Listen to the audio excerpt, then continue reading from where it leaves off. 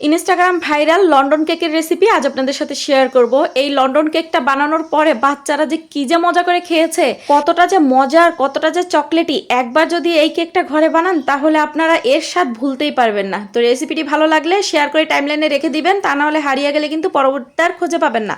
যখন কেকটা বানাবেন জাস্ট একবার ভিডিওটি দেখে কিন্তু ঝটপট বানিয়ে ফেলতে পারবেন।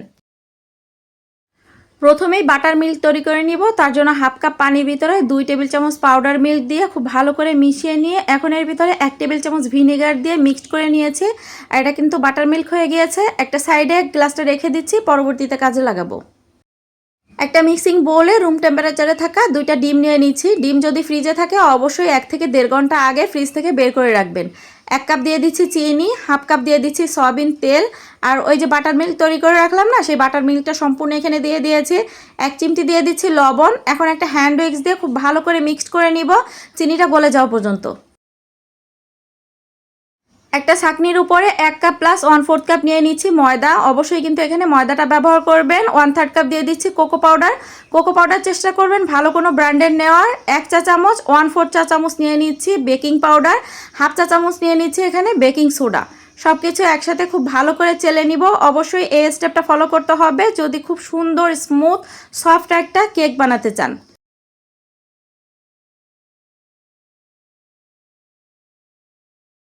হ্যান্ড উইক্স দিয়ে খুব ভালো করে মিশিয়ে নিতে হবে যাতে এর ভিতরে কোনো রকমের লাম্পস না থেকে যায়। তো দেখতেই পাচ্ছেন ব্যাটারটা খুব ভালো করে মিক্সড করে নিয়েছে। এখন এখানে 1/4 কাপ নিয়েছি একদম ভালো মতো গরম করা পানি, আর 1 চা চামচ দিয়ে দিচ্ছি এখানে কফি পাউডার। আপনারা কিন্তু আপনাদের পছন্দ মতো যে কোনো কফি পাউডারই নিতে পারবেন। তো অনেকে প্রশ্ন করেন যে আপু 5 টাকা প্যাকেট যে কফি পাউডার থাকে ওইটা কি ব্যবহার করা যাবে কি না, তো আপনাদেরকে দেখিয়ে দিলাম এটা কিন্তু ব্যবহার করা যাবে। তো খুব ভালো করে মিক্সড করে নিয়ে এখন এই গরম কফি পাউডারের পানিটা সম্পূর্ণ এই ব্যাটার ভিতরে দিয়ে খুব ভালো করে মিশিয়ে নিচ্ছি। আর এই স্টেপটা কিন্তু অবশ্যই ফলো করতে হবে। কেকের ব্যাটারটা রেডি। এখন যে কেক মোল্ডের ভিতরে কেকটা সেট করব সেটা রেডি করে নিতে হবে। তার জন্য এখানে আমি 2 পাউন্ডের একটা কেক মোল্ড নিয়েছি, আর তার নিচের অংশটায় আমি একটু তেল ব্রাশ করে একটা খাতার কাগজ বিছিয়ে নিয়েছি। দেন কেকের ব্যাটারটুকু সম্পূর্ণ এই কেক মোল্ডের ভিতরে ঢেলে নিচ্ছি। আর এটা আমি মাইক্রো ওভেনে 180 ডিগ্রি সেলসিয়াসে 35 মিনিট বেক করে নিব। তবে আপনারা চাইলে কিন্তু গ্যাসের চুলায় সসপ্যানেও এটা বেক করে নিতে পারবেন। অনেক ভিডিওতে আমি দেখিয়েছি কিভাবে বেক করবেন। চুলার আঁচ একদম লোতে করে রেখে এটা বেক করে নিলেই হয়ে যাবে। ওভেনে প্রথমে আমি 30 মিনিট সেট করেছিলাম, তারপরে আমার আরও 5 মিনিট বেশি দেওয়া লাগছিল। তো 30 মিনিটে হয় নাই, 35 মিনিটে কেকটা একদম পারফেক্টভাবে হয়েছে। তো কেকটা এখন একটা ঢাকনা দিয়ে ঢেকে রেখে দিব যাতে উপরের অংশটা ড্রাই না হয়ে যায়। এখন সল্টেড ক্যারামেল সস তৈরি করে নিব। তার জন্য প্যানে হাফ কাপ চিনি নিয়ে একটা স্প্যাচুলা দিয়ে এভাবে ছড়িয়ে দিচ্ছি যাতে তাড়াতাড়ি এটা গলতে শুরু করে। যখন এরকম গলতে শুরু করবে আর এরকম কালার ধরতে শুরু করবে, এরপর যে স্প্যাচুলা দিয়ে নেড়ে চেড়ে এটা ক্যারামেল তৈরি করে নিব। চুলার আঁচ কিন্তু একদম লোতে রেখে দিবেন, কারণ ক্যারামেলটা যদি বেশি পুড়ে যায় তাহলে কিন্তু এই ক্যারামেল সসটা খেতে ভালো লাগবে না। তো এরকম কালার যখন চলে আসছে এ পর্যায়ে এখানে আমি 2 টেবিল চামচ বাটার দিয়ে খুব ভালো করে মিক্সড করে নিচ্ছি। বাটারটা দেওয়ার পরে দেখবেন অনেক বেশি ফেনা ক্রিয়েট হবে, এতে করে আবার ভয় পাওয়ার কোনো কারণ নেই। এরকম হবে, জাস্ট খুব ভালো করে নেড়েচেড়ে এটা মিশিয়ে নিতে হবে। এই পর্যায়ে এখানে আমি 1.25 কাপ দিয়ে দিচ্ছি হুইপিং ক্রিম। হুইপ ক্রিম দেওয়ার পরে সাথে সাথে স্প্যাচুলা দিয়ে নেড়েচেড়ে খুব ভালো করে মিক্সড করে নিব। আর যেহেতু এটা সল্টেড ক্যারামেল সস, তাই এখানে আমি 1 চিমটি পরিমাণ দিয়ে দিচ্ছি লবণ। লবণটা দিয়েও খুব ভালো করে মিশিয়ে নিতে হবে। লবণটা দেওয়ার পরে 2 থেকে 3 মিনিট খুব ভালো করে জাল করে নিয়েছি। তো সসটা রেডি। এখন এই গরম সসটাই একটা বাটিতে ঢেলে নিচ্ছি।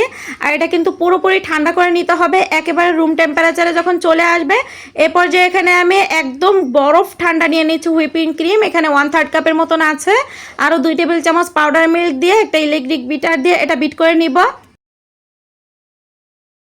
2 থেকে 3 মিনিটের ভিতরেই দেখবেন এটার কালার চেঞ্জ হয়ে যাবে। আমি ইলেকট্রিক বিটারের হাই স্পিড দিয়ে এটা বিট করে নেই সবসময়, তাতে করে খুব বেশি সময় লাগে না।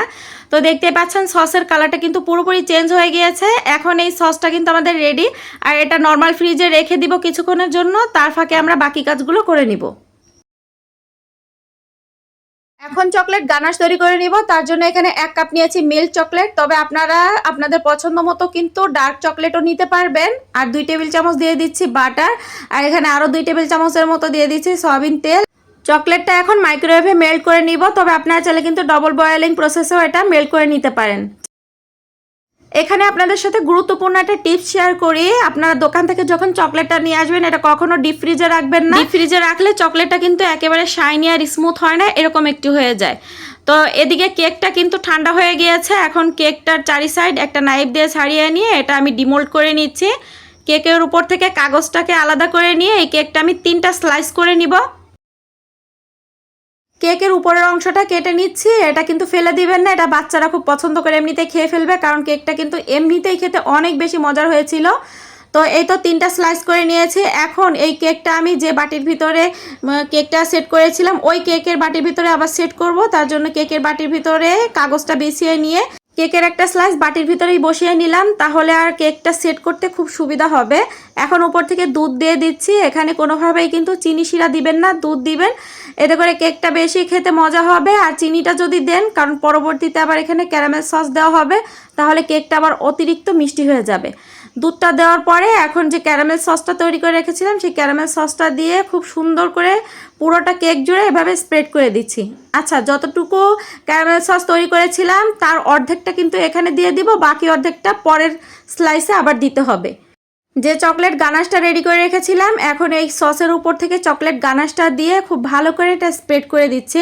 আর চকলেট গানাশটা কিন্তু এখন নর্মাল তাপমাত্রায় আছে, এটা গরম থাকা অবস্থাতে দেওয়া যাবে না, তাহলে আবার যে ক্যারামেল সসটা আছে এটা কিন্তু গলে যাবে। দেন আবারও কেকের আরেকটা স্লাইস দিয়ে উপর থেকে আবারও এভাবে দুধ দিয়ে দিচ্ছি, এতে করে কেকটা কিন্তু অনেক বেশি ময়েস্ট হবে। দেন বাকি যে ক্যারামেল সসটা ছিল, সম্পূর্ণ ক্যারামেল সসটাই কিন্তু এই লেয়ারের ভিতরে দিয়ে দিয়েছি। এখন সমান করে স্প্রেড করে সব জায়গাতে লাগিয়ে দিব। তারপরে 3 নাম্বার কেকের লেয়ারটাও দিয়ে দিলাম। এবার আবারও উপর থেকে দুধের সিরাপটা দিয়ে দিচ্ছে। আর এই প্রত্যেকটা স্টেপ কিন্তু ফলো করতে হবে। আমার আজকের রেসিপিটি আপনারা কে কোন এলাকা থেকে দেখতেছেন অবশ্যই কমেন্ট করে জানাবেন, যাতে পরবর্তীতে আমি আপনাদেরকে ধন্যবাদ জানাতে পারি। সব শেষে উপর থেকে আবারও যে চকলেটের সিরাপটা ছিল সেটা আমি এভাবে দিয়ে দিচ্ছি। এখন এই কেকটাকে সারা রাত্রের জন্য নর্মাল ফ্রিজে রেখে দিয়েছিলাম এটা সেট হওয়ার জন্য। পরের দিন সকালবেলা ফ্রিজ থেকে কেকটা বের করে নিয়েছি আর কেকটা ডিমোল্ড করে নিচ্ছি। আর উপর থেকে এখন যে বাকি যে চকলেটের সসটা ছিল এটা সম্পূর্ণ উপরে দিয়ে দিচ্ছে আর একটা চামচ দিয়ে এভাবে স্প্রেড করে দিব। আর দেখতে পাচ্ছেন কেকটা মাশাআল্লাহ কতটা লোভনীয় হয়েছে। এই কেকটা কিন্তু অনেক বেশি চকলেটি আর খেতেও কিন্তু ভীষণ মজা হয়েছিল। আচ্ছা, এই কেকটার নাম কেন লন্ডন কেক রাখা হলো সেটা আমি জানি না, যদি আপনারা কেউ জেনে থাকেন অবশ্যই কমেন্ট সেকশনে জানাবেন। এখন কেকটা আমি আপনাদেরকে কেটে দেখাচ্ছি, যে দেখতেই পাচ্ছেন কেকটার ভেতরটা কতটা সুন্দর হয়েছে। চেষ্টা করেছি সম্পূর্ণ টিপস সহকারে আজকের এই ভাইরাল লন্ডন কেকের রেসিপি আপনাদের সাথে শেয়ার করতে। ভালো লাগলে প্লিজ লাইক কমেন্ট শেয়ার করতে ভুলবেন না। দেখা হচ্ছে নেক্সট কোনো রেসিপি নিয়ে, ততক্ষণ সবাই ভালো থাকবেন, সবাই সবার জন্য দোয়া করবেন। আজকের মতন বিদায় নিচ্ছি, টাটা, বাই বাই।